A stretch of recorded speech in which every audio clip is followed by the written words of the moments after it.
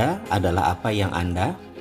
Istilah self-image dipopulerkan oleh Dr. Maxwell pada tahun 60-an melalui konsep psycho-cybernetic. Dr. Maxwell Maltz adalah menyoroti soal psikologi citra diri. Ia bukan seorang psikolog atau psikiater, melainkan seorang ahli bedah plastik kosmetik yang banyak menangani klien bedah plastik wajah. Dr. Maxwell mengamati bahwa kasus utama dari klien-klien yang ditanganinya pada umumnya bukan persoalan wajah, akan tetapi justru persoalan citra diri, sehingga operasi wajah seringkali tidak dapat serta-merta merubah citra diri seseorang.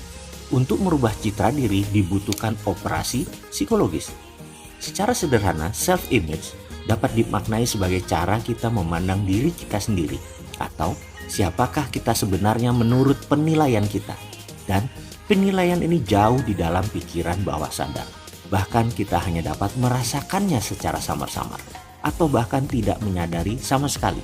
Penilaian ini sudah mencapai tingkat unconscious competence, bahkan mungkin sudah mencapai tingkat belief, atau lebih jauh lagi sudah mencapai tingkat identity. Kita akan mengurai satu-satu pelajaran self-image, belief, dan identity ini. Kita mulai dari self-image, yang dimulai dengan satu pertanyaan kemakmuran. Kita awali dengan pertanyaan, apakah Anda termasuk orang yang selalu beruntung dalam hal kemakmuran? Lalu Anda jawab, iya, tetapi jauh di dalam diri Anda, saya maksud untuk menemukan jawaban sesungguhnya. Inilah yang disebut self-image. Jawaban iya yang saya cari dan yang saya maksud adalah jawaban Anda sesungguhnya yang di bawah pikiran. Bukan jawaban iya yang di logika semata. Sebagai catatan, self-image dianggap sebagai selubung yang melingkupi diri kita, di mana selubung itu akan mematahkan seluruh pikiran atau ide yang tidak sejalan. Sebaliknya, self-image akan meloloskan yang dianggap sejalan. Sekali lagi, ini bukan masalah benar salah dalam value kehidupan, tapi cocok atau tidak cocok dengan citra diri pilihan Anda tersebut.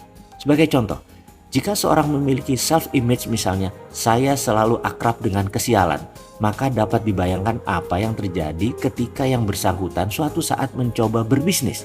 Ya, tentu segala hal yang akan membawa kepada keberhasilan bisnis akan segera disabotase oleh self-image. Sebaliknya, yang membawa kepada kegagalan akan disupport penuh oleh self-image-nya. Self-image merupakan resultan dari berbagai hal dalam diri kita, mulai dari pengalaman empiris, pengalaman induktif, pemahaman, penalaran, dan lain sebagainya.